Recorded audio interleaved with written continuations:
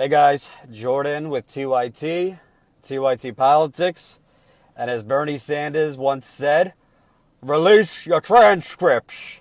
Well, excerpts of Hillary Clinton's speeches to banks like Goldman Sachs, banks like Deutsche Bank, and several other outlets that she has given paid speeches to in the last few years before she ran for president have leaked. WikiLeaks hacked the email of John Podesta, who is Hillary Clinton's campaign chairman. John Podesta used to be the chief of staff to Bill Clinton. John Podesta is the founder of the Center for American Progress, which is essentially, by name, a progressive group, but in reality, a neoliberal think tank. And John Podesta is currently her campaign chairman. So all these emails come from WikiLeaks hacking John Podesta's email. I'm essentially going to go through my tweets because I've been tweeting up like tweeting out of fire of these tweets, of these email leaks. Any objective person would say this is extremely damning to Hillary Clinton. I don't trust that the mainstream media will cover it accurately, but you will get it accurately from me. I will also try to give her the benefit of the doubt if she deserves any in some areas, to be fair. Now, I'll start with what I think is the most damaging. Well, there's a lot of damaging. But what I think is one of the more damaging things. Hillary Clinton says you need a public and private position in politics. Again, Hillary Clinton said you need a public and private position in politics. I'm going to read you the quote.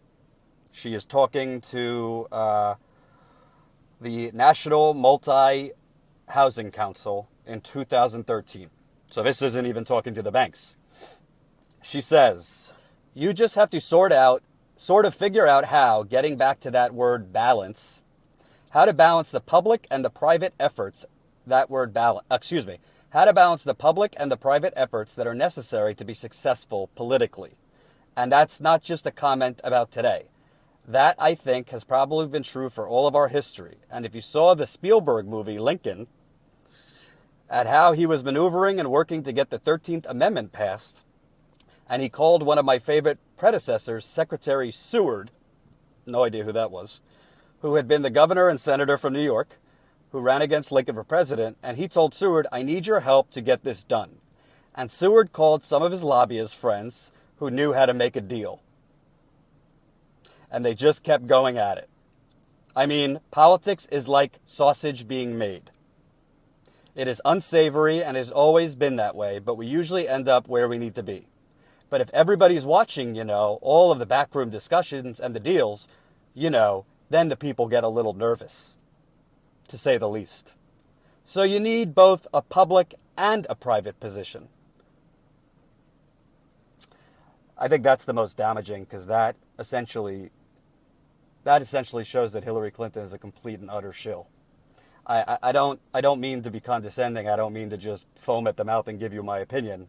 But when you're essentially telling behind closed doors that you have one position to the public and one position in private, you are saying you're a liar. You are saying nothing you actually tell the public is exactly how you mean it or what you'll actually do.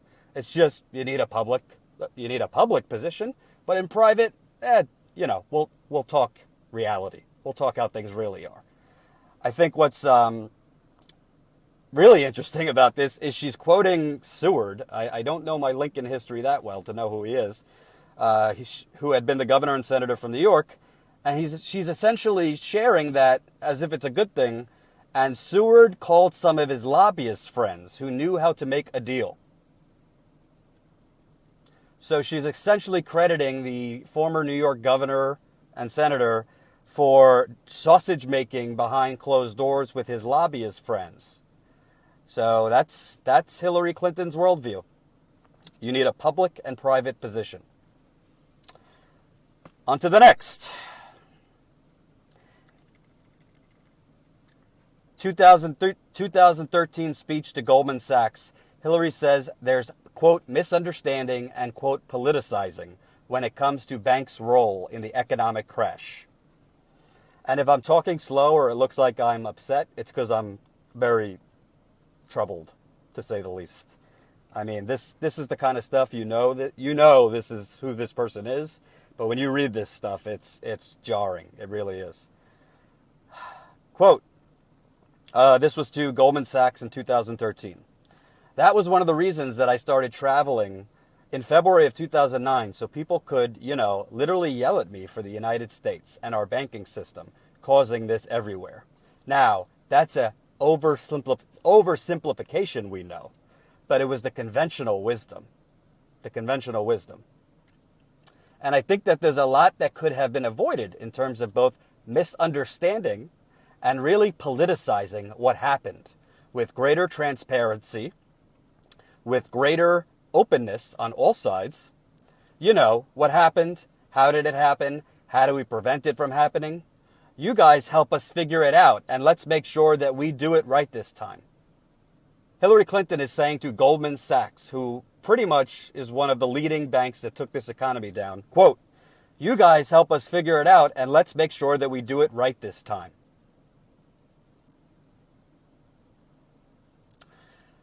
And I think that everybody was desperately trying to fend off the worst effects institutionally, governmentally, and there just wasn't that opportunity to try to sort this out. And that came later.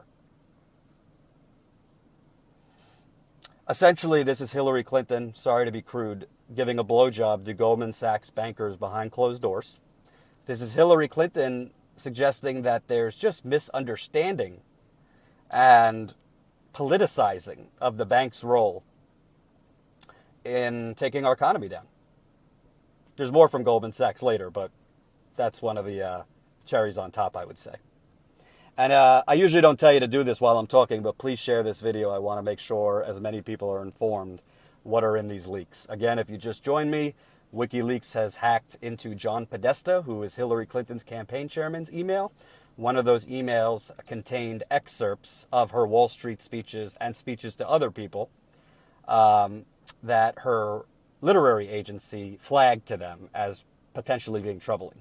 So when Hillary Clinton said, well, I'll release them when, we get the same standard, what she was really saying is, oh my God, I can't let anybody see this shit. If she was running against anybody else, this would make her have to drop out of the race right now. This is so damning. And let me keep going. And by the way, WikiLeaks released this, so you could go to wikileaks.org.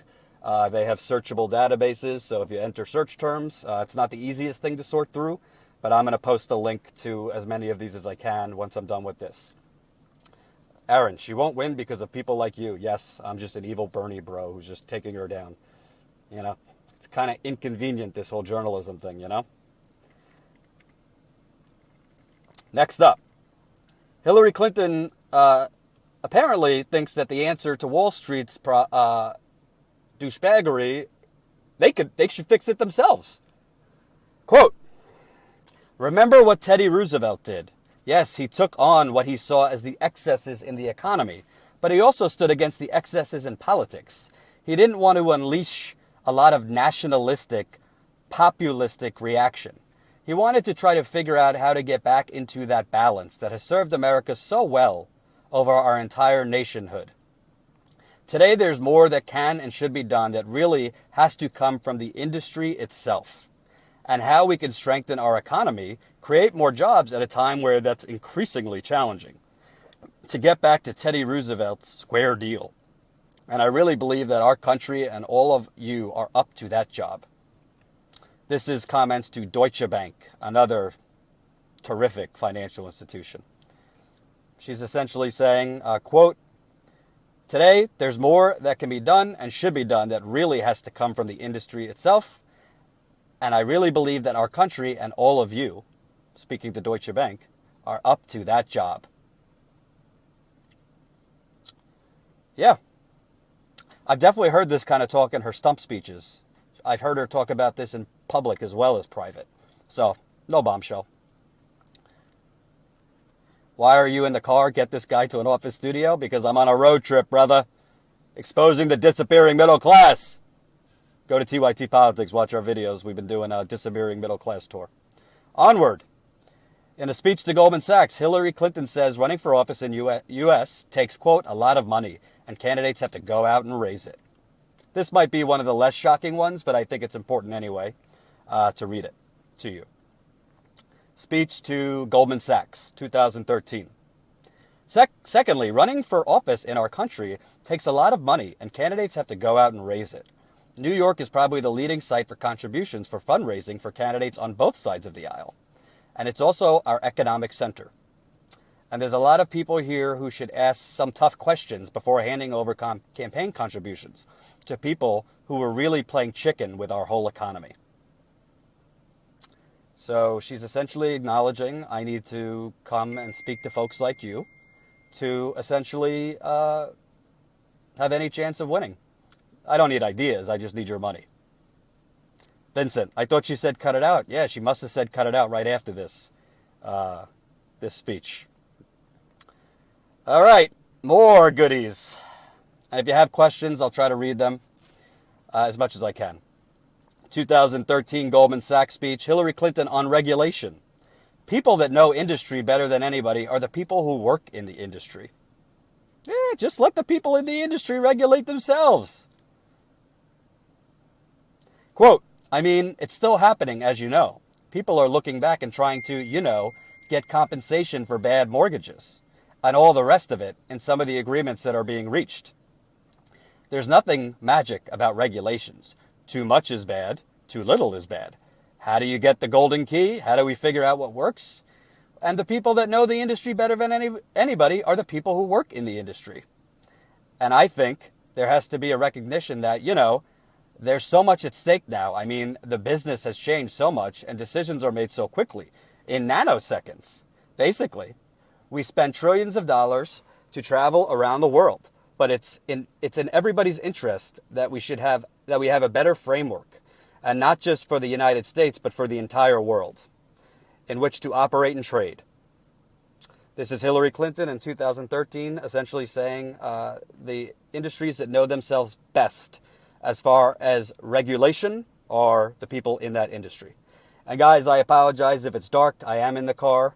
I didn't want to go in the hotel when this broke. I was on a roll tweeting it out. So I hope you accept a dark video with bright message and content. Oh, it gets better, folks. It gets better. 2013 speech to Xerox. Hillary Clinton says, we need two sensible, moderate, pragmatic parties. Quote, we need two parties. Two sensible, moderate, pragmatic parties. Yeah. She's the progressive who's going to get things done, right? She's a progressive who gets things done. Two sensible, moderate, pragmatic parties. So essentially, she just wants one political party. That's how I read that. Let's keep going. 2013 conversation with Goldman Sachs CEO, Lloyd Blankfein. Bernie Sanders famously on the Senate floor once ripped Lloyd Blankfein. Here's my Bernie Sanders speech. And you got Mr. Blankfein coming down here, a man whose company destroyed this economy. He's telling us we gotta cut Social Security. That's my Lloyd Blankfein and Bernie Sanders. Lloyd Blankfein, in a back and forth with him and Hillary Clinton. Hillary Clinton says you go to Washington, right? But, part of the problem with the political situation is that there's such a bias against people who have led successful and or complicated lives. The divestment of assets, the stripping of all kinds of positions, the sale of stocks. It just becomes very onerous and unnecessary. No, you didn't mishear me. That was not Mitt Romney who said that. That was Hillary Clinton. Let me read it one more time for you. In a back and forth with CEO of Lloyd Blankfein, she says, part of the problem with the political situation, too, is that there's such a bias against people who have led successful and or complicated lives. The divestment of assets, the stripping of all kinds of positions, the sale of stocks. It just becomes very onerous and unnecessary. So, see, this is what Hillary Clinton said in her private position, not her public position. You know, if you read my first tweet, she says you got to have public, you have a public position and a private position. So this was said to Goldman, this is the private position. Later on, she went out and said she's the progressive who gets things done. Carla, give us something really good. Drop it like it's hot. Carla, I'm doing my best. Work with me here. I keep on going. This, I believe, is very, very good, Carla. Hillary Clinton's campaign talks about whether she should come out against Keystone after the president vetoes it. But she could express criticism through a spokesperson. So this isn't Hillary Clinton, this is her campaign. So her campaign manager, Robbie Mook, writes, the enviros, meaning the environmental activists, I guess, they are enviros, may latch onto this going forward. Have we discussed when she will come out against Keystone? After POTUS vetoes? POTUS, President of the United States. So they're basically angling for her to appear like she's against the Keystone Pipeline right after the president vetoes it.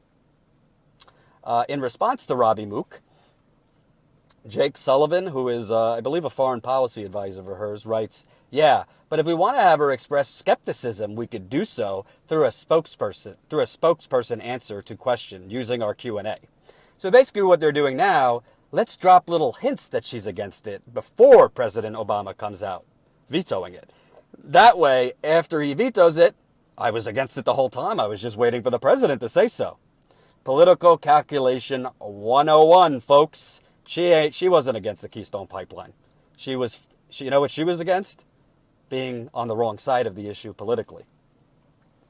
All right, Carla, that's a good one. I'm happy you're happy. But there's more. By the way, that one came from Emma Vigeland, credit where credit is due. She spotted that first. I retweeted her on that. Emma is furiously looking at the WikiLeaks in the hotel as we speak. Another one, Hillary Clinton campaign email shows them angling to try and make it look like she had a role in Barack Obama denying the Keystone Pipeline. I mean, you really can't make this shit up, folks. You just can't make it up. The building trades, they're referring to trade unions, are flagging for me that they hear the Obama administration will deny Keystone on Monday. I just wanted to try to politically get ahead of this and where we are on the issue if this in fact happens. The trades are also hearing that Hillary will put out a statement stating that she encouraged Obama to take this position. Politically, with the building trades, this would be a very dangerous posture. Just curious what your thoughts will be if the situation goes this way on Monday.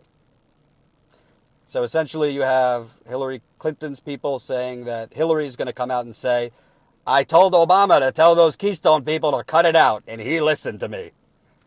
I mean, listen, I think Donald Trump's awful.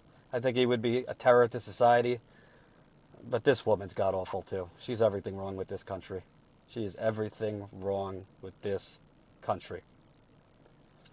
And I haven't been inside yet, so I'm sure they're on TV right now, Hillary's campaign, urging us to relaunch the Cold War and blaming Putin for all this.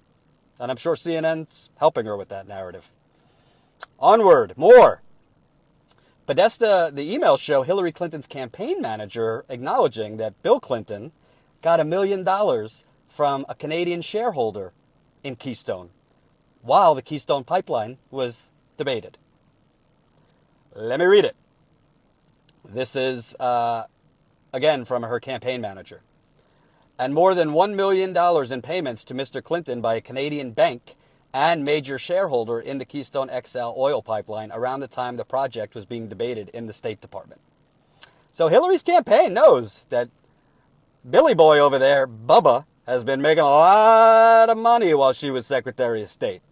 And he's making money from a lot of big oil people who want that pipeline built.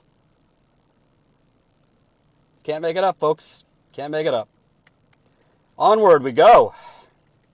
This one actually is probably, I said in the beginning that the thing, her saying that she has a public position and a private position. I said that was the worst thing. I stand corrected. This is the worst thing. Hillary Clinton tells Goldman Sachs she is, quote, far removed from the struggles of the middle class. That's political poison, saying that. It's one thing to say, yes, my husband and I are doing very well, but to put those words out there, this is House of Cards. Somebody just said, is this House of Cards? Let me read the full quote to you. It is loading, folks. And I'm getting a lot of wows. I agree. Wow is right. And you know what's even more wow? I got to tell you, I'm not defending Hillary Clinton, but her campaign. If people thought Donald Trump's campaign is the stupidest campaign in the history of America, Hillary Clinton's campaign has them beat. To put any of this stuff in writing is political stupidity that I've never even seen. To have this stuff in writing is absolute political suicide, political malpractice. It doesn't make it it's not defensible, but her campaign are a bunch of idiots, and frankly, they're arrogant. To think that they could put this in writing and that it would never leak, or some pissed off staffer could leak it, it's insane. The full quote. And I am not taking a position on any policy, but I do think there is a growing sense of anxiety and even anger in the country over the feeling that the game is rigged. And I never had that feeling when I was growing up. Never. I mean, were there really rich people? Of course there were. My father loved to complain about big business and big government. But we had a solid middle-class upbringing. We had good public schools. We had accessible health care. We had our little, one-family house that, he saved up his money. Didn't believe in mortgages. So I lived that. And now, obviously, I'm kind of far removed because the life I've lived and the economic, fortunes that my husband and I now enjoy. But I haven't forgotten it. So in fairness to her, she said, I haven't forgotten it. She's talking about I haven't forgotten my upbringing. But she's basically saying I'm pretty much removed from today's middle-class struggle. Yeah, you're pretty much removed because you've been for every fucking trade deal. Your husband signed NAFTA. You guys put more African Americans in prison than any president. Yeah, she wasn't the president, but she was cheerleading. Your husband, with you cheerleading, repealed Glass-Steagall, deregulated derivatives. No wonder the middle class might be struggling. Shock, huh? And for those of you who are asking me, I will make a comment about Bernie Sanders soon at the end of this. Onward. This one is going to hurt her, and hurt her a lot. Because nobody with a brain believes she's actually against the TPP. This, what I'm about to read, proves she's not against the TPP. I think we have to have a concerted plan to increase trade already under the current circumstances. That Inter-American Development Bank figure is pretty surprising. I don't know what the hell she's talking about there. There is so much more we could do. There is a lot of low-hanging fruit, but business on both sides have to make it a priority. And it's not for government to do, but government can either make it easy or make it hard.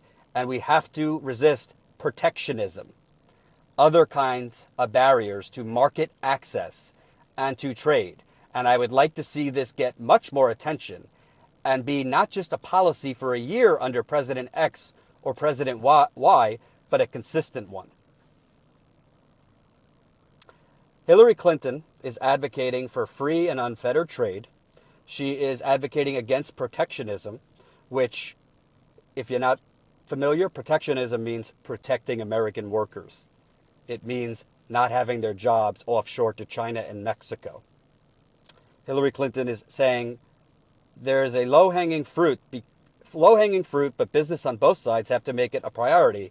And it's not for government to do, but for government can either make it easy or make it hard. And we have to resist, quote, protectionism, other kinds of barriers to market access and to trade. And I would like to see this get much more attention and not just policy for a year under President X or President Y.